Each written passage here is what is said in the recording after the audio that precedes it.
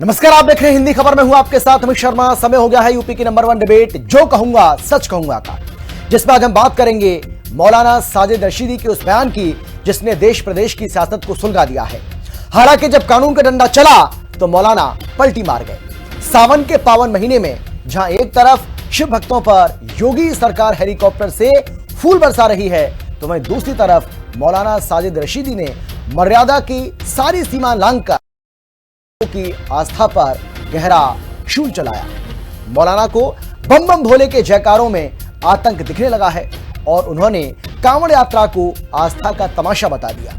लेकिन जैसे ही UP police का डंडा चला और मुजफ्फरनगर में एफआईआर दर्ज हुई तो 24 घंटे के भीतर ही जहरीले मौलाना के सुर बदल गए। मौलाना की इस हरकत पर बीजेपी विधायक नंद किशोर गुर्जर ने उन्हें सीधे आईएसआई का एजेंट बताते हुए कड़ा पलटवार किया है और कहा कि कोई भी सच्चा शिव भक्त कभी पत्थर नहीं उठा सकता है। आज सवाल यही है कि पकड़े जाने पर विक्टिम कार्ड खेलने वाले इस नफरती एजेंडे का असली मास्टरमाइंड आखिर है कौन, और क्या सिर्फ माफी मांग लेने से मौलाना के पाप धुल जाएंगे क्या? इसी पर करेंगे यूपी की सबसे बड़ी बहस। लेकिन पहले देखिए ये रिपोर्ट। भोले पर जहर उगलते रशीदी, योगी हुए सख्त तो मारी पलटी। मौलाना रशीदी को बड़बोलापन पड़ा भारी।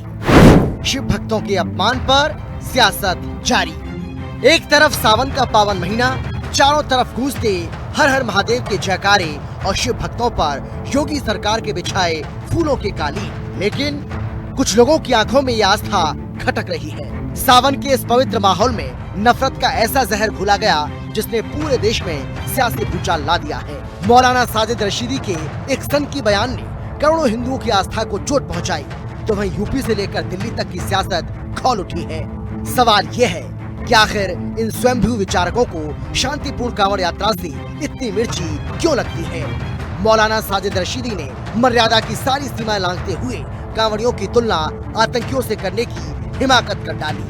बयान आया कि कांवड़ के नाम पर आस्था का मजाक बनाया जा रहा है, लेकिन जैसे ही कानून का डंडा चला और यूपी के मुजफ्फरनगर में एफआईआर दर्ज हुई, मौलाना के सुर बदल गए। जो मौलाना कल तक जहर उगल रहे थे वो पलटी मार गए और कहने लगे, मैंने कांवड़ियों को आतंकी नहीं कहा। ये कैसी कायरता है मौलाना साहब? पहले माहौल खराब करने वाला बयान देना और फिर पकड़े जाने पर विक्टिम कार्ड खेलना, ये ढोंग अब नहीं चलेगा। मुझे तो अफसोस है योगी जी के उस बयान पर जिसमें उन्होंने कहा था कि लोग नमाज के नाम पर चौराहे पर तमाशा करते हैं। योगी जी, ये तमाशा आप नहीं देख रहे हैं? ये तमाशा, इसकी वीडियो आप तक नहीं पहुंच रही है? जरा बोलिए इस पर भी कुछ। जो लोग सड़कों पर बैठकर तमाशा कर रहे हैं, डांस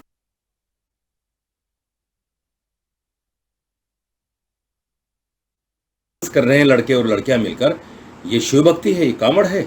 मैं ऐसे लोगों को नशेड़ी, भंगेड़ी, लूटपाट करने वाला और आतंकवादी तक बोलता हूँ। ये शिव भक्त नहीं हो सकते। शिव भक्त वो लोग हैं जो चुपचाप जाते हैं, चुपचाप आते हैं। ये जो वीडियो वगैरह बना के इस तरह का उपद्रव करते हैं, इसके लिए जो है इनको शिव भक्त कहना ये धर्म का अपमान है, शिव जी का अपमान है। मौलाना रशीदी की इस घटिया सोच को खुद मुस्लिम समाज के संजीदा उलेमाओं ने खारिज कर दिया है। जाने माने मुस्लिम स्कॉलर मौलाना शहाबुद्दीन रजवी और जमीयत दावतुल मुस्लिमीन के संरक्षक मौलाना कारी इसहाक गोरा ने रशीदी को आईना दिखाते हुए साफ कहा कि ये बयान देश का माहौल खराब करने की एक सोची समझी रणनीति है। शहाबुद्दीन ने दो टूक कहा कि कांवड़ यात्रा सदियों पुरानी आस्था का प्रतीक है और इस पर उंगली उठाना सीधे सीधे भाईचारे पर हमला है। जब शिव भक्तों का अपमान हुआ तो बीजेपी के फायर ब्रांड विधायक नंद किशोर गुर्जर ने मौलाना की वो बखिया उधेड़ी कि रशीदी को छिपने की जगह तक नहीं मिल रही। नंद किशोर गुर्जर ने सीधे आरोप लगाया कि मौलाना साजिद रशीदी भारत में बैठकर पाकिस्तानी खुफिया एजेंसी आईएसआई के एजेंडे पर काम कर रहे हैं। गुर्जर ने दहाड़ते हुए कहा कि कोई भी सच्चा कांवड़िया कभी एक पत्थर नहीं फेंक सकता, वो तो सिर्फ भोले की भक्ति में लीन रहता है। यह बयान समाज में दंगा भड़काने की टूलकिट का हिस्सा है। वहीं समाजवादी पार्टी सिर्फ निंदा तक सीमित हो गई है। देखिए, बहुत दुर्भाग्य की बात है कि हमारे मुल्क में कुछ ऐसे लोग हैं जो हर वक्त चर्चा का विषय बने रहने के लिए रहते हैं और हर आए दिन टीवी की जीनत बने रहते हैं। कभी वो सोशल मीडिया पर आकर कुछ बात रखते हैं, कभी वो कुछ और बात कहते हैं और उनकी बातें यकीनन कहीं ना कहीं विवादित बन जाती हैं। तो इसी तरह का सिलसिला इसको भी हम उसी नज़र से देख सकते हैं। अलबत्ता उन तमाम लोगों पर कार्रवाई होनी चाहिए जो बिना किसी सबूत के, बिना किसी लॉजिक के किसी को भी आतंकवादी बता देते हैं। इस जो मौलाना है इसका हौसला बढ़ा, इसने बयान दिया, दिल्ली में दंगा करना चाहता था, वहां फेल हुआ। हमें उम्मीद है माननीय मुख्यमंत्री जी इसकी पूरी जांच करेंगे। जांच करने के बाद इस जिहादी को जेल में डालने का काम करेंगे, एनएसए के तहत उसको फांसी हो, और अगर ये भागता है तो पाकिस्तान में जाकर भी इसकी जान नहीं बचेगी। मौलाना साजिद रशीदी के बयान की जितनी निंदा की जाए उतना कम है। दरअसल किसी भी धर्म के धर्म गुरु को यह अधिकार नहीं है कि वो दूसरे के धार्मिक मामलों में हस्तक्षेप करे। ये अधिकार सनातन धर्म, हिंदू धर्म के धर्माचार्यों को है कि वो कावड़ यात्रा पे अगर कोई ऑब्जर्वेशन है, कोई सुधार की जरूरत है तो वो उस पे कमेंट कर सकते हैं। लेकिन एज ए मुस्लिम धर्मगुरु मौलाना साजिद रशीदी को इस बात का बिल्कुल अधिकार नहीं है। कानून के नजरिए से उनके ऊपर जो भी कार्रवाई की जाए वो बिल्कुल उचित होगी। मुस्लिम समाज इस बात से बिल्कुल इत्तेफाक नहीं रखता है, न ही समाजवादी पार्टी धार्मिक मामलों में हस्तक्षेप की पक्षधर है। तो जहां एक तरफ कांवड़ियों के लिए योगी के फूल है तो दूसरी तरफ मौलाना रशीदी के शूल है। साफ है कि यूपी में कानून का राज है, यहाँ आस्था का सम्मान भी होगा और नफरत फैलाने वालों का इलाज भी। लेकिन सवाल आज बड़ा है कि क्या आस्था पर चोट करके रशीदी जैसे लोग किसी बड़ी साजिश को अंजाम दे रहे थे और बयान से पलट जाने भर से क्या उनके पाप धुल जाएंगे? लखनऊ से लालचंद, राहुल श्रीवास्तव और विक्रम सिंह राठौर के साथ ब्यूरो रिपोर्ट, हिंदी खबर। चलिए चर्चा करते हैं। हमारे साथ बीजेपी की ओर से बीजेपी के प्रवक्ता देवेंद्र प्रमुख जी हैं। स्वागत है सर आपका। इसके साथ ही हमारे साथ मुझे जानकारी मिल रही है कि आपसे कुछ ही देर के बाद रविंद्र सिंह जो कि समाजवादी पार्टी के प्रवक्ता हैं वो भी जुड़ जाएंगे। सवाल जवाब उनसे भी करेंगे। लेकिन हमारे साथ मौलाना साजिद रशीदी जो कि मुस्लिम धर्मगुरु हैं जुड़ चुके हैं। आपका भी स्वागत है। मुफ्ती शमून कासमी जो कि पूर्व अध्यक्ष हैं मदरसा बोर्ड के, सर आपका भी स्वागत है। और इसके साथ ही हमारे साथ सदगुरु हरिशंकरानंद जो कि हिंदू धर्मगुरु हैं, महाराज जी आपका भी स्वागत है। लेकिन सबसे पहले रशीदी साहब, मैं आपके पास आते हुए और सीधा सवाल मेरा आपसे यह है, डर क्यों गए? जब कांवड़ी आतंकवादी हैं और आप ऐसा मानते हैं तो आप अपनी बात पर अड़े रहते। सिर्फ एक एफआईआर दर्ज हुई और आप घुटनों पर आ गए, इतना डर? ये अल्फाज लाते कहां से हो आप लोग? कहां पढ़ाई होती है इन अल्फाजों की? जी, घुटनों पे आ गए, डर गए, भाग गए, कहां से आते हैं अल्फाज भाई? कोई डिक्शनरी अलग है आप लोगों की? जहां से कांवड़ियों को आतंकवादी कहने की आप सीख ले रहे हैं ना, हो सकता है कि हम भी कुछ ना कुछ ऐसा सीख रहे होंगे, पर आपकी तरह सीख नहीं लेंगे, हम आपके जैसी सीख नहीं लेंगे। नहीं, वो तो आपने बोल दिया कि वहीं से सीखूंगा मैं भी। नहीं, मैंने ये नहीं कहा। मैं आपसे ये कह रहा हूं कि जहां से आप सीख ले रहे हैं वहां से तो हम कतई नहीं लेंगे। देखिए, नंद किशोर गुर्जर ने रिपोर्ट कराई है कल, और मैं इस आतंकवादी लफ्ज के बारे में परसों रात में ही, जिस दिन ये बयान दिया गया था, रात में ही मैंने इस बात को अपोलोजाइज कर लिया था कि आतंकवादी लफ्ज जो है थोड़ा सख्त हो गया, ठीक है। लेकिन मैंने इसलिए बोला था चूंकि वर्दीधारी पुलिस कर्मी को अगर वैन से निकालकर आप मारोगे, अगर एक आर्मी के आदमी को आप पकड़कर मारोगे, इस स्कूली वैन पर आप हमला करोगे और बच्चों को इंजर्ड करोगे, तो देखिए कोई भी आदमी जो सभ्य समाज का एक हिस्सा है वो कहेगा कि ये आतंकवाद से कम चीज नहीं है, कहेगा वो आदमी इस चीज को। ये अलग बात है, ठीक है।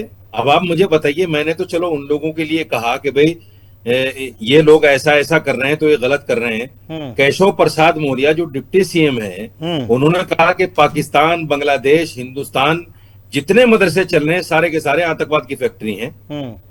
माफी मांगी केशव प्रसाद मौर्य ने, बताइए। और ये नंद किशोर गुर्जर क्या उनके खिलाफ एफआईआर करने गए? बोला कि भाई मुसलमानों के खिलाफ ऐसा क्यों बोल दिया? क्या कोई टीवी डिबेट में? लेकिन उन्होंने नहीं, अंतर है, दोनों में अंतर है। नहीं, मेरी बात सुनिए ना, पूरी कर लो। नहीं, सुनिए रशीदी साहब, ने पूरी बात आप करिए सर, मैंने इसीलिए आपको बुलाया। लेकिन दोनों बातों में अंतर है सर, दोनों बातों में अंतर है भाई। उन्होंने हाजियों को तो आतंकवादी नहीं कहा ना, उन्होंने हाजियों को तो आतंकवादी नहीं कहा, लेकिन आप कांवड़ियों को आतंकवादी कह रहे हैं, दोनों में फर्क है ना। बड़ी गंदी सोच है आपकी तो भाई। वही तो देख, हाजियों पे कहाँ चले गए आप? नहीं अरे क्या बात कर रहे हैं आप अगर हिंदू आस्था का अपमान करेंगे, कांवड़ियों को, शिव भक्तों को अगर आप आतंकवादी कहेंगे, तो मैं तो यही कह रहा हूं आपसे, मैं नहीं कह रहा हूं कि वो आतंकवादी है, अक्लमंद इंसान, मैं ये नहीं कह रहा हूं कि वो आतंकवादी है, लेकिन मैं ये कह रहा हूं कि कंपैरिजन अगर आप कर रहे हैं तो गलत कर रहे हैं ना। अक्लमंद इंसान, हज कोई इंडिया में होता है, हज होता है सऊदी में जाके, कहां से तो इंडिया के लोग जाते हैं वहां पर, नहीं जाते? इंडिया के लोग जाते हैं कि नहीं जाते? आप जाते हैं कि नहीं जाते? भाई गंदी मानसिकता है यार आपकी, तो आप एंकर किसने बना दिया? भाई आप नहीं, ये आप तैयारी नहीं करेंगे सर, ये आप मुझे नहीं बताइए, मैं तो आपसे जानना चाह रहा हूँ भाई। आस्था नहीं, देखिए आप, अब आपकी आस्था नहीं, अब आपकी आस्था नहीं, आपकी आस्था को ठेस पहुंची ना। मैंने तो कुछ कहा भी नहीं, मैंने तो ये बस कहा कि अगर कोई अगर ऐसा बोल दे तो क्या आपको बुरा लगेगा कि नहीं बुरा लगेगा? क्या आपकी आस्था का अपमान होगा कि नहीं होगा? अब आप सोचिए कितना बुरा आपको लगा। तो ऐसे ही जो शिव भक्त हैं, जो कांवड़ी हैं, उनको बुरा लगा, जो सनातन धर्म में आस्था रखते हैं उनको बुरा लगा। सुनो जी, अगर मेरा हाजी कोई नशा करता हुआ पकड़ा जाए, अगर मेरा हाजी किसी पुलिस या आर्मी को मारता हुआ पकड़ा जाए, अभी कोई वीडियो है क्या आपके पास? अभी कोई ऐसा वीडियो है आपके पास जहां पर कांवड़ी शराब पी रहे हैं? अभी कोई वीडियो है आपके पास ऐसा? यार बोलने दोगे, नहीं बोलने दोगे? नहीं सर, मैं तो कह रहा हूं आप दिखाइए भाई सबूत। अगर जो भी बात आप कह रहे हैं तो आप उसके सबूत तो पेश करेंगे ना, बताएंगे ना। बोलने क्यों नहीं देते भाई? हाँ बोलिए, चलिए आपने मुझे, अच्छा चलिए बोल लीजिए, अच्छा चलिए बोल लीजिए, बोलिए, मैं चुप हूँ, बोलिए। बात है, अब घुसे जा रहे हो। मैं काउंटर कर रहा हूँ सर, ये मेरा अधिकार है, ये मेरा अधिकार है। काउंटर करना चाहिए। अगर आप ये कहेंगे, नहीं, अगर आप ये कहेंगे कि कांवड़िया शराब पी रहे हैं तो आपके पास सबूत भी होगा, उसका वीडियो भी होगी आपके पास। भाई साहब काउंटर वो लोग करेंगे जो दूसरे प्रवक्ता बैठे हैं। बोलिए आप, आपका क्या मतलब काउंटर करने का? चलिए आप बोलिए, मुझे बताइए मत, लेकिन आप बोलिए सर, बोलिए आप। हल की बात है यार, हाँ, किस तरह का पत्रकारिता कर रहे हो आप? मैं ये कह रहा हूँ जी, अगर कोई हाजी चोरी करता पकड़ा जाए, कोई हाजी नशा करता पकड़ा जाए, कोई हाजी पुलिस को मारता पकड़ा जाए, स्कूली वैन पर हमला मैं उसको भी आतंकवादी कहूंगा। कंपैरिजन का क्या मतलब है उसमें? लेकिन हज होता है सऊदी में, यहां नहीं होता। एक बात बता दूं मैं आपको, केशव प्रसाद मौर्य ने हिंदुस्तान में चल रहे मदरसों को, सारे मदरसों को आतंकवादी कहा, आतंकवाद की फैक्ट्री कहा। जबान खुली तुम्हारी, मुंह में दही जम गई, डिबेट की तुमने उस पर, तुम्हारे मुंह में दही जम गई, क्योंकि वो डिप्टी सीएम है, हिंदू है, इसलिए तुमने उसके ऊपर कुछ नहीं कहा।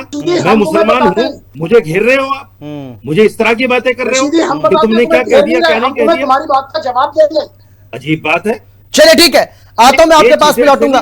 ठीक है, मैं आता हूं आपके पास में, आ रहा हूं। निष्पक्ष होना चाहिए, पत्रकार को बीच में होना चाहिए। नहीं बिल्कुल, मैं तो निष्पक्ष हूं, सही बात, मैं तो निष्पक्ष हूं। मैंने दोनों तरफ की बात की है सर, आप देखिए ना, मैंने उधर की बात भी की, मैंने इधर की बात भी की। खड़े होकर बात मत करो। ठीक है, मैं लौटूंगा आपके पास में, आ रहा हूं।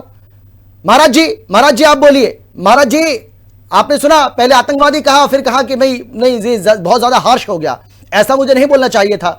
तो क्या पहले नहीं पता था कि मैं जो कुछ भी बोल रहा हूं वो गलत बोल रहा हूं?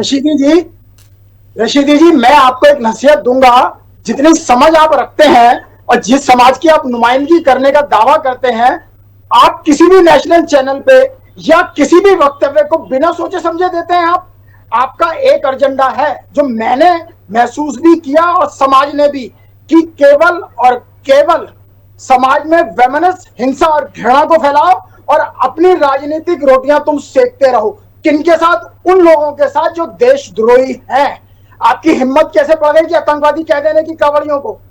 आपने कैसे हल्के शब्द का इस्तेमाल करके कह दिया कि मैंने कर दिया, कुछ ज्यादा हो गया? और दही जमाने की बात जहां तक है कि मैं आपको बताता हूं, आप जो कहते हो, आपकी कथनी और करनी दोनों में फर्क है। कल मैं जब GUP के ऊपर था तो आप एंकर के शब्द सुन के वहां से भाग लिए। अब जो मैं कह रहा हूं सुन के भागिएगा मत। आपने कहा ना कि डिप्टी सीएम ने ऐसा कह दिया, अरे आज उठा के देख लो, हर मदरसे के अंदर केवल और केवल एक ही बात पढ़ाई जाती है कि जो मुस्लिम है, जो मुस्लिम धर्म को माने वो तो ठीक है, वरना बाकी सब काफिर हैं। वो काफिर कौन? और जिहाद करने का आप उन बच्चों को पढ़ाते हैं। कभी आपने किसी भी मौलाना ने, किसी भी हाजी ने सीधे शब्दों में ये नहीं कहा कि जिहाद किनके लिए है। तो उन्होंने कौन सी गलत बात कह दी केशव प्रसाद मौर्य ने? जो आप सिखा रहे हैं और जो बच्चे बाहर से पढ़ के निकल के आ रहे हैं और जिहादी मानसिकता को लिए वो समाज में वैमनस्य, हिंसा, घृणा फैला रहे हैं। आप इस बात को क्यों नहीं समझते? क्या आपने किसी भी एक मसरदे में जाके ये बताया कि हमारी हिंदुस्तान की जो तहजीब है वो गंगा जमनी तहजीब है? कभी आपने एहतराम के साथ में कुछ बोले शब्द? अभी आपको मैं कह दूंगा जरा वंदे मातरम कह दीजिए, देखिए आपका इस्लाम खतरे में आ जाएगा। इतना कमजोर है आपका इस्लाम। जिस देश का आप खाते हैं उस देश को खाने की बजाय आप और वैमनस्य हिंसा घृणा फैलाना चाहते हो देश में, है? कब तक चलेगा ये सब? कब तक बांटोगे आप समाज को दो भागों में? कब तक? ये तो जवाब चाहिए आपसे रशीदी जी। ये आपका भी इलाज वैसा ही हो जो भी तौकीर रजा का हुआ था बरेली में। नहीं, क्या चाहते हैं आप प्यार से इन चीजों को समझेंगे, हमारी गंगा जमनी तहजीब के साथ चलेंगे समाज में या नहीं चलेंगे आप? नहीं, बिल्कुल सही बात है। और भाईचारे की जब बात होती है तो रशीदी साहब ऐसे भाईचारा कैसे निभाएंगे आप बताइए ना। ये कौन सा भाईचारा है कि कांवड़ियों को आप आतंकवादी कह रहे हैं, हिंदुओं की आस्था को अपमान पहुंच रहा है, ठेस पहुंचा रहे हैं। ज्ञानी से ज्ञान लड़े, ज्ञान स्वाया होए, मूर्ख से मूर्ख लड़े, तुरंत लड़ाई होए। तो मूर्ख कौन रहा? मैं मूर्खों का जवाब ही नहीं मूर्ख देता। कौन है? मूर्ख है रशीदी जो GUP से कल भाग गया था बातचीत करने से पहले। जिसको समझना था वो समझ गए। आपका पूरा हक है, आप अपने आप को बताने की समझदार जरूरत हैं। नहीं। लेकिन ये हक कतई नहीं जाता दूसरे का मूर्ख का है आप। रशीदी जितनी समझदारी तुम्हारे अंदर है ना, मेरे सामने आपका नाम लिया तो मैं तुम्हें आतंकवादी होता मैं तो आपका नाम भी नहीं जानता। तुम्हारे लिए मैं आता हूं तो मुझे बता कहां पे है रशीदी, और तू ये शब्द इस्तेमाल करके दिखाना सनातन के खिलाफ। हमारा सनातन कमजोर नहीं है, हम भाईचारा और शांति और अमन चैन पसंद वाले लोग हैं। भाई इसका मतलब बेवकूफ हो तुम समझ रहे हो अपने आप को कि मैं बेवकूफ? मैंने तो शब्दों की मर्यादा रखिए ना मौलाना साहब, शब्दों की मर्यादा रखिए। अभी आप ही ध्यान दे रहे थे, अभी आप बता रहे थे कि कौन मूर्ख होता है और कौन महामूर्ख होता है और कौन नहीं होता है। तू सबसे बड़ा आतंकवादी है। तू सुन अब मेरे से अपनी औकात। नहीं, नेशनल टीवी चैनल पर हैं आप दोनों, तो आपको कम से कम शब्दों की मर्यादा का ध्यान तो रखना पड़ेगा कि आप क्या बोल रहे हैं। मैं बताता हूँ तेरी हरकतें, एक बार नहीं 100 बार देखिए मैंने तेरी हरकतें। जिनकी तू जबान बोलते हो ना रशीदी, वो जबान छोड़ दो। ये मुल्क है हमारा तुम्हारा, ज्ञान लड़े, ज्ञान समझो। स्वाया होए, अच्छा वंदे मातरम कह दो ना, मूर्ख लड़े, बोलो तुरंत भारत लड़ाई माता होए। की जय, वंदे मातरम बोल दो रशीदी, बोल दो। इनसे ये पूछ लो ऋग्वेद में कितने श्लोक हैं, ये बता नहीं पाएंगे। नहीं तो आपको उनके ज्ञान से क्या मतलब है? जो सवाल वो आपसे कर रहे हैं उस सवाल का जवाब दे दीजिए आप। गुरु है, पूछ लो इनसे। तुम हमें ना सिखाओ, हमें ना सिखाओ। कितने श्लोक हैं ऋग्वेद में? कितने श्लोक हैं? आयशा बी के बारे में बता दो ना जरा, आयशा बी के बारे में बता दो महाराज। आयशा बी के बारे में बता दो महाराज, कितने आयशा श्लोक है बी के ऋग्वेद बारे में? में बता दो ना। क्यों भाई पुराण की बात करते हो? तुम्हें आता है? तुम्हारे को तो शर्म आनी चाहिए, तुम्हें शर्म आनी चाहिए रशीदी। पूछ रहा हूँ मैं, बता दो। ये तो आपको जानकारी होनी चाहिए, हिंदू धर्म गुरु हो, तुम्हारे को जानकारी है, तुम्हारे को जानकारी है। कौन हुए अब्राहिम, कौन हुए? जानकारी है आपको? जानकारी है आपको? एक ही खानदान की औलाद होके आज जगह जगह शिया सुन्नी और न जाने क्या क्या करके लड़ते फिर रहे हो। देखिए शर्म नहीं आती तुम्हारे को? मैंने इसलिए कहा था कि मूर्ख से मूर्ख लड़े, तुरंत लड़ाई होए। शर्म करो रशीदी, शर्म करो। गलती से मेरे सामने आगे मत जाना। जिस आदमी को पछताओगे, जीवन में पछताओगे रशीदी। जानकारी नहीं, उसके लिए सदगुरु लिख दिया आपने। जानकारी है, चलिए ठीक है, चलिए मैं आता हूँ आप लोगों के पास में लौटूंगा। ठीक है, मैं आता हूँ आपके पास। ठीक है, चलिए मैं आ रहा हूँ आप लोगों के पास। महाराज जी आपके पास में लौट रहा हूँ। ठीक है, आ रहा हूँ मैं आपके पास। लेकिन शमून कासमी जी, मैं आपसे ये जानना चाह रहा हूँ कि भाई साजिद रशीदी तो बहुत बड़े नाम है, मतलब ऐसा तो मुझे नहीं लगता है कि वो जानबूझ करके सुर्खियों में बने रहने के लिए कोई ऐसा बयान वो देते होंगे ताकि खबर बने, हेडलाइंस बने, मीडिया में उनके बयान की चर्चा हो। मुझे तो नहीं लगता है कि ऐसी कोई लालच उनको ऐसा होगा। फिर वो ऐसा क्यों करते हैं? पहले बयान देते हैं, फिर पलट जाते हैं, कहते हैं कि नहीं मुझे ऐसा नहीं बोलना चाहिए था, मैंने गलत बोल दिया, बहुत ज्यादा हो गया, इतना नहीं होना चाहिए था। ऐसा क्यों है? आपको क्या लग रहा है? माजरा क्या है ये? देखिए अमित जी, सबसे पहले तो मैं इस सावन के पवित्र महीने के अंदर जो हमारे भोले हरिद्वार उत्तराखंड देवभूमि में गंगा जल लेने के लिए आते हैं और हमारी सरकार के यशस्वी लोकप्रिय मुख्यमंत्री श्री पुष्कर सिंह धामी जी उनकी व्यवस्था के अंदर लगे हुए हैं। पूरी सरकार का पूरा ध्यान इस पर है कि हम आने वाले अपने जो हमारे मेहमान हैं, जो शिव भक्त हैं, उन्हें किसी तरह की प्रॉब्लम ना हो और आम जनमानस भी दिल्ली से लेकर के अलग अलग जहां जहां कांवड़ लेने के लिए लोग गंगा जल लेने जाते हैं, वो सब के सब उनकी सेवा में लगे हुए हैं और सेवा में लगना चाहिए। मैं समझता हूं कि जिस तरह से वो तपस्या करते हैं कि बाज तो कंटोलो जो है वो जल लेकर के यहाँ से जा रहे हैं, तो उनकी जो आस्था है वो उस ईश्वर में, उस मालिक में है कि उस मालिक को राजी करने के लिए अगर वो आ रहे हैं और उनके लिए ऐसी शब्दावली कोई इस्तेमाल करता है तो उसे किसी तरह भी उचित नहीं कहा जाएगा, वो निंदनीय ही है। और मुझे ये बात ठीक लगी कि कम से कम रशीदी साहब ने ये कहा कि मुझे ये शब्द इस्तेमाल नहीं करने चाहिए थे। तो मैं उनसे ये बात कहूंगा कि जब आप बोलें तो बोलने से पहले इस इतिहास को समझ लें कि पूरा ब्रह्मांड जो है वो एक ही मालिक ने, एक ही रचयिता ने रचा है। हमारे दो दो खून के रिश्ते हैं, कुल्लुकुम बनी आदम व आदम मिन तुराब वसुधैव कुटुंबकम। और ये वसुधैव कुटुंबकम की जो भावना है, मैं उत्तराखंड देवभूमि की बात इसलिए कर रहा हूं कि उत्तराखंड देवभूमि एक ऐसा धार्मिक केंद्र है कि जहां पूरी दुनिया से लोग आते हैं। और आपको मैं आपके माध्यम से बताना चाहता हूं कि इस तरह की बात नहीं करनी चाहिए कि अनर्गल बातें या किसी बात के ऊपर किसी को देख लिया आप अपनी बात कह दें। कावड़ियों की भेष में या कावड़ियों को परेशान करने के लिए कुछ असामाजिक लोग भी उनको बदनाम करने के लिए भी तो हो सकते हैं ना। तो उन्हें भी जो प्रशासन है हमारा वो देख रहा है। उत्तर प्रदेश का प्रशासन हो या उत्तराखंड भूमि का हो, उन पर कड़ी नजर है। मगर ऐसी चीज नहीं होनी चाहिए कि धर्म जो है, कोई धर्म तो जोड़ने की बात करता है। कैसे धर्म गुरु की पद्धति लगा करके आप अधार्मिक बात कर रहे हैं। मैं इस बात को कहना चाहूंगा कि उन्हें लिखित में भी माफी मांगनी चाहिए और तय करना चाहिए कि आइंदा मैं कोई ऐसी बात नहीं कहूंगा। अपने छोटे से फायदे के लिए समाज को क्यों बांट रहे हो। आज देश के अंदर देश आगे बढ़ रहा है, वसुधैव कुटुंबकम की भावना इससे हमारी प्रबल होती है।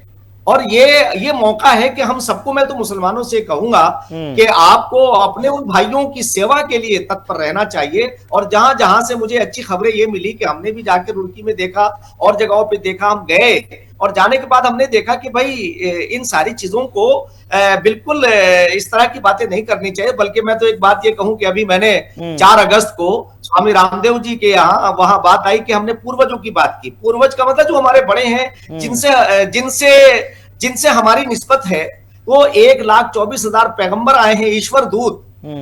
हम ये कहते हैं कि संसार का जो पहला ज्ञान है वो वेद है और अंतिम जो वाणी है वो कुरान है। अगर दोनों पढ़ लें तो सारा मामला ही खत्म हो जाएगा।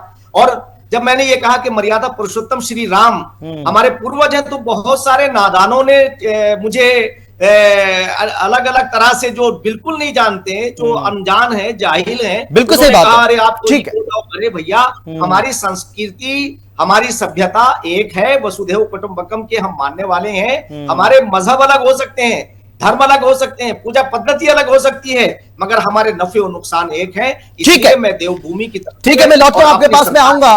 ठीक है, स्वामी जी की जानिब से, ठीक है, शऊन कासमी जी आऊंगा मैं आपके पास। कहना चाहेंगे मेरे पास 2 मेहमान और हैं अभी, कमी रह जाए, ठीक है, तो आप बताइए भी, हम आपकी सेवा के। ठीक है, देवेंद्र प्रमुख जी, भाई इस मामले में तो हो सकता है बुरा लग जाएगा, साजिद रशीदी यहां पर बैठे हैं लेकिन उनको बुरा लगेगा, लेकिन इस मामले में खासतौर पर वो आदतन अपराधी हैं और इसके पहले भी उनके लगातार बयान आते रहे, पहली बार तो कर नहीं रहे और उनकी आदत में शुमार हो चुका है, पहले बयान दो फिर माफी मांग लो। तो मैं आपसे जानना चाह रहा हूं कि क्या सिर्फ माफी से काम चल जाएगा या कुछ और विचार है? नहीं, देखिए साजिद भाई, ये तो अपना विशेषाधिकार होता है किसको माफी मांगनी है नहीं मांगनी है। मैं माफी वाले बयान पर नहीं जाऊंगा, लेकिन जिस तरह से अभी हमने डिबेट में तीनों तरफ से बातें देखी हैं, एक जिम्मेदार व्यक्ति का यही काम होता है, किसी भी धर्म गुरु की बात हो या कोई जिम्मेदारी पर हो, अपने पद पर हो, इलेक्टेड पद पर हो, उनकी जिम्मेदारी बनती है। ये जो लोकतंत्र है भारत, इसकी बहुत खूबसूरती है भारत में। और ये अब आज उस लोकतंत्र के अनुसार जो आज सरकार भारत में चल रही है, उसमें कानून व्यवस्था रशीदी साहब को बहुत अच्छे से पता है कि आज बहुत स्ट्रांग है। उत्तर प्रदेश हो या अन्य कोई प्रदेश हो, पूरे देश में सुधरी है। उस कानून व्यवस्था में अगर सबसे ज्यादा किसी को फायदा हुआ तो मुस्लिम समाज को हुआ है। मैं सच पर बोलने वाला व्यक्ति हूं, बेवजह की बातों पर नहीं जाऊंगा। वो ये है कि उससे पहली सरकारों में 400 हिंदू प्लस मुसलमान दंगे भी हुए हैं। आज मुसलमान शिक्षित हो रहा है, पढ़ रहा है। भारतीय जनता पार्टी की जो योजनाएं हैं वो सुलझे हुए हैं, अगर चाहते तो उसे भी बता देते। वो सारी में कोई ऐसा किसी तरीके का फर्क नहीं है, सबको बराबर का अधिकार है, चाहे वो प्रधानमंत्री आवास हो, शौचालय हो या अन्य कितनी भी हो। अब ये जो बयान आते हैं ना, कभी कभार जो बयान अब आते हैं चुनावी बयान होते हैं ये लोगों के, या आप समय देखकर होते हैं। तो रशीदी साहब तो समझे हुए हैं, सुलझे हुए हैं, ऐसे समय तो बोलना ही नहीं चाहिए। वो तो बहुत बोलते हैं टीवी पे, हम लोग रोज देखते भी हैं, सब चीज है, आमना सामना होता भी है, लेकिन ऐसे समय का ध्यान रखना चाहिए। राजनीतिक आदमी इसका लाभ ले सकता है, लेकिन फिर मैं कहता हूं कि धर्म गुरु की ज्यादा बड़ी जिम्मेदारी होती है। मुस्लिम भी हो सकता है, हिंदू भी हो सकता है, धर्म गुरु ही होता है, वो पूजनीय होता है, हर धर्म के हिसाब से होता है। और ये तो आपके हिसाब से किसके इशारे पर, नहीं, आपके हिसाब से किसके इशारे पर ऐसे बयान दिए जा रहे हैं, क्या लग रहा है आपको? नहीं, इशारा सीधा इशारा है, इसमें कहने की कोई बात नहीं है। अब चुनाव तो विपक्ष को लड़ना है। मैं एक चीज और अमित भाई एक चीज और क्लियर कर रहा हूँ, लेकिन विपक्ष तो निंदा कर रहा है बयान की। चाहते हैं उन्हें भी कोई ना कोई पसंद होगा दल, नहीं, लेकिन वो चुनाव नहीं लड़ सकते, सीधा चुनाव टक्कर नहीं दे सकते, जो उतनी उनकी भूमिका उतना काम कर रहे हैं वो, उसके हिसाब से वो बयान दिया जा रहा। अब बयान पर उन्होंने सफाई दी, जो उन्हें मिलना था वो मिल लिया। सरकार का भारत का जो काम है, जो लॉ का काम है, वो अनुसार हो गया है। FIR दर्ज हुई है, उसमें जांच होगी, जो डिसीजन आएगा। अब इसमें एक चीज और मैं क्लियर कर रहा हूं, रशीदी साहब ने 2-3 बार हमारे जो है वो माननीय उप मुख्यमंत्री के लिए कह दिया, अभी एक विधायक जी के लिए भी कहा दिया। मैं ये कहता हूं कि मैं इस चीज पर जाना नहीं चाहता। अगर कोई बात आता है या कोई मदरसे की कोई चीज आती है, तो मैं एक चीज और डंके की चोट पर, एक भी मदरसे में कोई कार्रवाई बिगर एविडेंस के हम लोगों ने नहीं की। अगर कहीं तोड़फोड़ की बात है, कोई धर्म देखकर नहीं की, बिगर एविडेंस के नहीं की, एक भी एनकाउंटर बिगर एविडेंस के नहीं किया। उसके बाद भी आप लोगों को सरकार पसंद नहीं आ रही, ये मेरी समझ से परे है। अब इसमें कौन सी राजनीति है या रशीदी साहब क्या चाहते हैं, ये तो पता है, बिल्कुल सबको पता है कि कांग्रेस ने मुसलमानों के साथ क्या किया इस 70 वर्षों में। मैं आ रहा हूं रशीदी साहब, मैं आ रहा हूं आपके पास। उन्हें अधिकार दिए, ठीक है, ये सपा ने क्या दिया, ठीक है, मैं तो ये पूछना चाहता हूं। रविंद्र जी स्वागत है आपका, अगर कुछ दिया हो तो वो भी क्लियर कर दें, कांग्रेस ने कुछ दिया वो आता हूं मैं आपके पास, हमने कुछ छीना है तो वो बता दें। ठीक है, मैं आता हूं आपके पास। रविंद्र जी क्या साजिद रशीदी ने जो बयान दिया, क्या समाजवादी पार्टी उसका समर्थन करती है? क्या आप उससे सहमत हैं? पहले बयान दिया, हालांकि बाद में उन्होंने माफी भी मांगी, लेकिन फिर भी मतलब अगर बयान दिया है तो हो सकता है सोच समझ कर ही दिया होगा। भाई इतने बड़े उलेमा हैं, मौलाना हैं, ऐसा तो है नहीं कि कुछ भी जानबूझकर बोल देंगे, ऐसा तो बिल्कुल नहीं है। हो सकता है कि सोची समझी रणनीति के तहत उन्होंने ये बयान दिया, सोचा होगा कि जब ठीक है, जब बयान बवाल होगा तो देखा जाएगा, माफी मांग लेंगे, खत्म हो जाएगा मामला। अमर जी, सबसे बड़ा प्रश्न है भारतीय जनता पार्टी की केंद्र और राज्य सरकारों से करना चाहता हूँ, ये रशीदी जो हैं ये बाहर कैसे हैं, जेल में क्यों नहीं है, और इस प्रकार के बयान देने के आदरण अपराधी हैं यही। पहला बात तो कर नहीं रहे हैं। हमारी सांसद महोदया पे इन्होंने बयान दिया, एक स्त्री पे बयान दिया था, सोमनाथ जी पे बयान दिया था, महिलाओं की शादी पे बयान दिया था। तो अगर ये व्यक्ति बाहर है तो यह मान लेना चाहिए कि भारतीय जनता पार्टी और RSS के जो स्लीपर सेल हैं ये हर धर्म में हैं, हर जाति में हैं। तो RSS और भारतीय जनता पार्टी अपने हिसाब से प्रयोग करती है और उनको खुली छूट देती है कि शेर की तरह घूमो, जैसे रशीदी घूम रहे हैं। हमारे साथ बदतमीजी की थी तो हमने इनका इलाज किया, कायदे से इलाज किया था। कहाँ इलाज किया? जो कुछ डिंपल यादव के बारे में, डिंपल यादव के बारे में, यात्रा के दौरान डिंपल यादव के बारे में जो बयान दिया था आपको याद होगा, किसने दिया था? यही तो है वो जो आपके सामने, आपके बगल में बैठे, हमारे आपके सामने बैठे। कैसी बातें आप कर रहे हैं? वही तो बता, क्या हुआ? अखिलेश यादव के मुंह से एक शब्द नहीं निकला। कैसी बात आप कर रहे हैं सर? अखिलेश यादव ने एक शब्द नहीं कहा। बताइए, इतनी बड़ी बात कह दी और उसके बाद समाजवादी पार्टी के मुखिया की तरफ से एक शब्द नहीं निकला।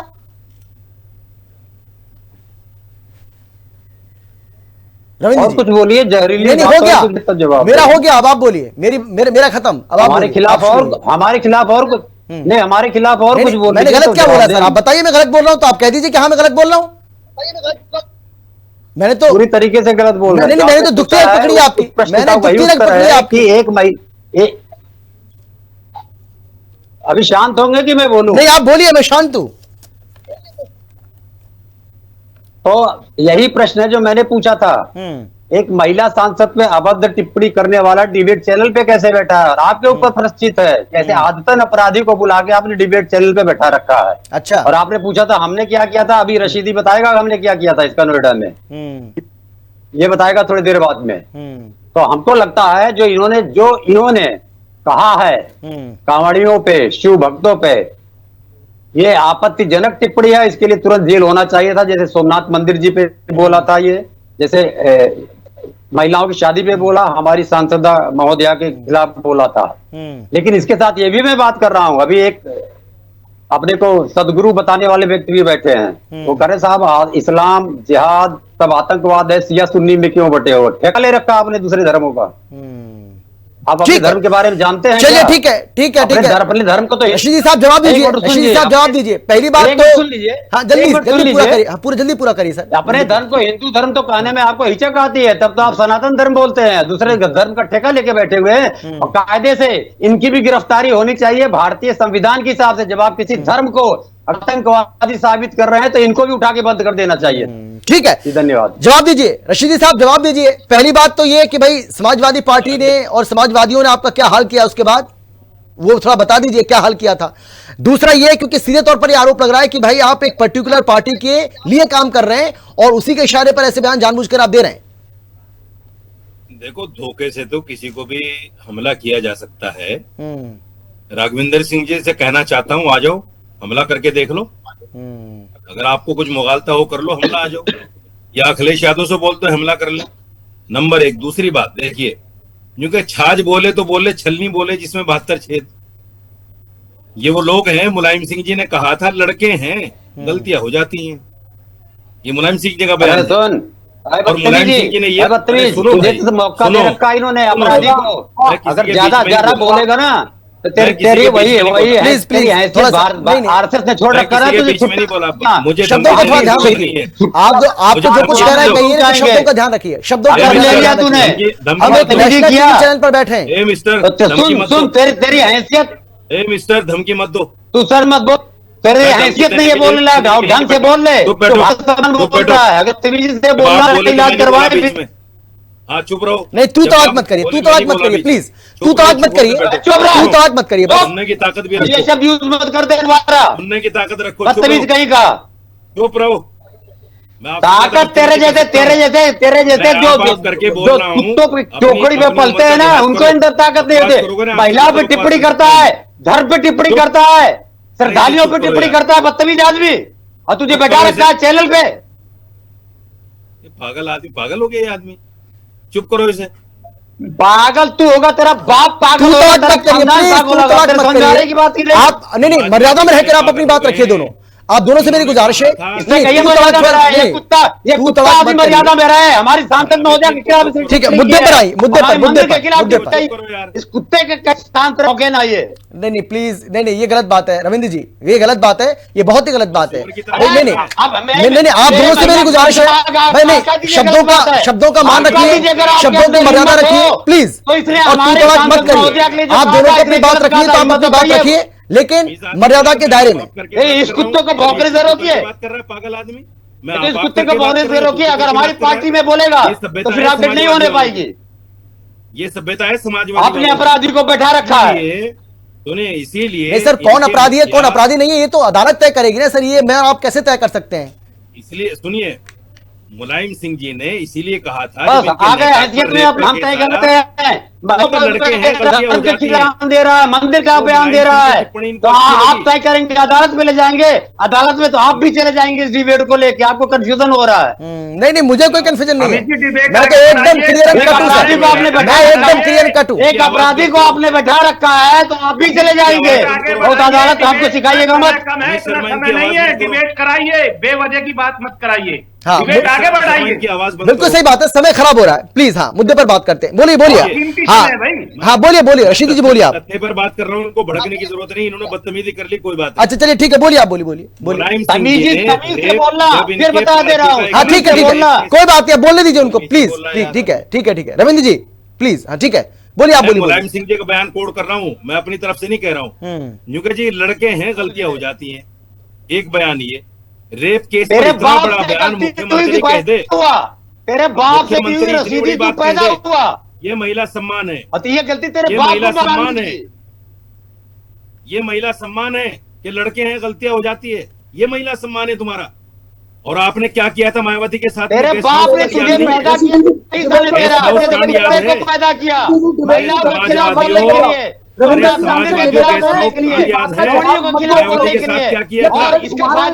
मायावती के साथ गेस्ट हाउस में क्या किया था याद है?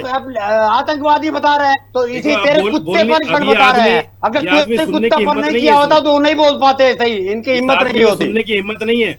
गेस्ट हाउस कांड याद नहीं है इनको, मायावती के साथ क्या किया था? ये महिला सम्मान की बात करेंगे जिनमें 72 छेद। गेस्ट हाउस कांड किया था भारतीय जनता पार्टी का मंत्री है, उसका बेटा सुन आरएसएस के प्रोपेगेंडिस्ट, सुन आरएसएस के कुत्ते सुन ले बात, जिसके गेस्ट हाउस कांड किया था वो केंद्र में मंत्री है का पुत्र।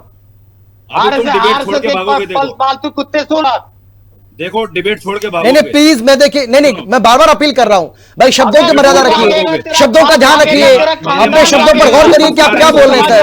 हम नेशनल टीवी चैनल पर बैठे हैं भाई, आप ये सोचिए हम किसी चौपाल पर नहीं बैठे हैं, नेशनल टीवी चैनल पर बैठे हैं, ऑन एयर बैठे हैं, लोग हमें सुन रहे हैं, हमें देख रहे होंगे, वो क्या सोचेंगे प्लीज।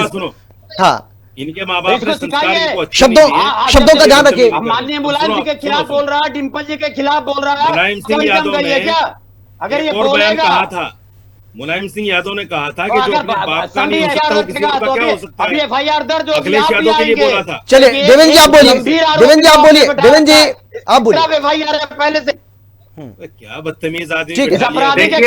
देवेंद्र जी आप आवाज क्यों नहीं बंद करते? आप बैठा के उससे बयान दिला रहे हैं। अमित जी पागल आदमी। मैं ये कह रहा हूँ डिबेट में रहना चाहिए तो डिबेट पर चर्चा होनी चाहिए। आज के बयान को लेकर जिस चीज पर हम चर्चा कर रहे हैं वो दोनों तरफ से सफाई आ रही है, और मैं फिर ये कहता हूं कि ये बहुत कीमती समय होता है डिबेट का, इसमें तथ्यात्मक बात हो, व्यक्तिगत बात ठीक नहीं है। किसी को गाली देना बदतमीजी, अगर आपको गाली कोई दे रहा और आप भी उसे गाली दे रहे हैं तो फिर कमी नहीं रही है।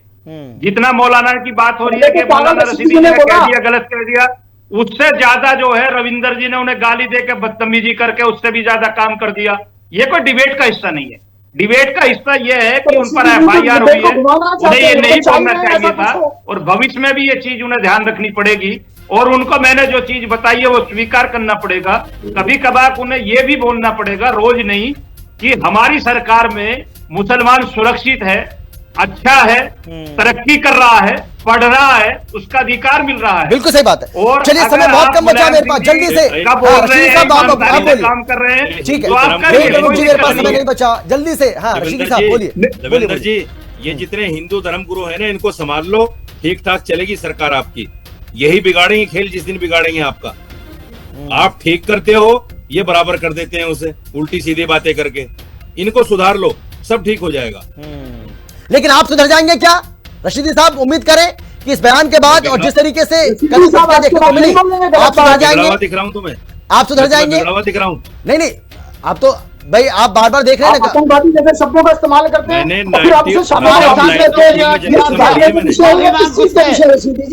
मैंने जर्नलिज्म को यही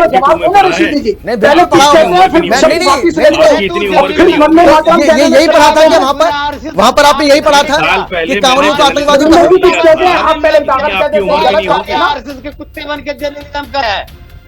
चलिए समय मेरे पास इतना ही है, बहुत धन्यवाद आप सभी का मेरे साथ जुड़ने के लिए, चर्चा में शामिल होने के लिए, अपनी बात रखने के लिए। लेकिन बड़ा सवाल यही है कि क्या जिस तरीके से जोर का झटका लगा है मौलाना साजिद रशीदी को, क्या उसके बाद वो सुधर जाएंगे? उम्मीद करें। और क्या उन्हें इस बात का डर भी सता रहा है कि जिस तरीके से बरेली वाले मौलाना के खिलाफ कार्रवाई की गई योगी सरकार की ओर से, प्रशासन की ओर से, पुलिस की ओर से, कहीं ऐसा ना हो कि यहां भी लेने के देने ना पड़ जाएं। इसीलिए पहले बयान दिया और फिर पलट गए और अब माफी मांग रहे हैं। फिलहाल इतना ही, आप देखते रहिए हिंदी खबर। नमस्कार।